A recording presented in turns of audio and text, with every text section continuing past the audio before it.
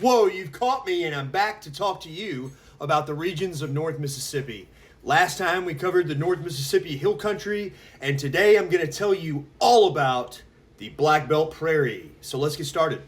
The Black Belt Prairie is made up of 3 Level 4 ecoregions. The first is 65A, which is Blackland Prairie. The second is 65B, which is Flatwoods or Blackland Prairie Margins. And the third is 65P, Southeastern Floodplains and Low Terraces.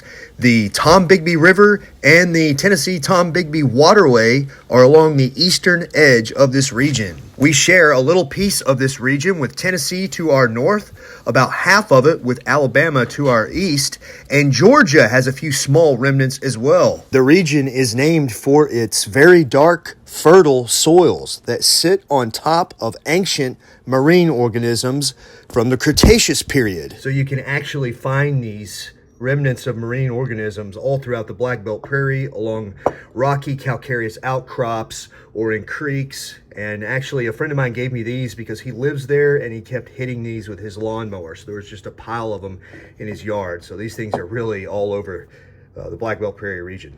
Nowadays, this region is dominated by agriculture and pasture land, and you can actually see this from space. Historically, the Black Belt Prairie was made up of very diverse grassland habitat, and today less than 1% of that remains. Within the Black Belt Prairie of Mississippi, you can find some pretty nice native habitat grassland remnants along the Natchez Trace, in the Black Prairie WMA in Lowndes County, and there are some significant remnants managed by Mississippi State University. Alabama also has some excellent native habitat remnants within the region, and you can always find little pieces of the native Black Belt Prairie along roadsides and power lines and on private lands.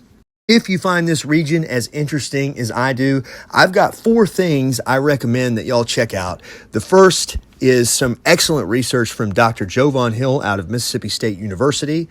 The second is Black Belt Prairie Restoration Initiative from the state of Mississippi. The third is Southeastern Grasslands Institute. They've done some great work in the region. And lastly, Camp Creek Native Plants out of New Albany, Mississippi. They are collecting and growing local ecotype native plants from the Black Belt. A few of the notable cities within this region include Tupelo, the Golden Triangle cities of Starkville, West Point, and Columbus, Boonville, Corinth, and New Albany, which actually lies within the Black Belt Prairie margins.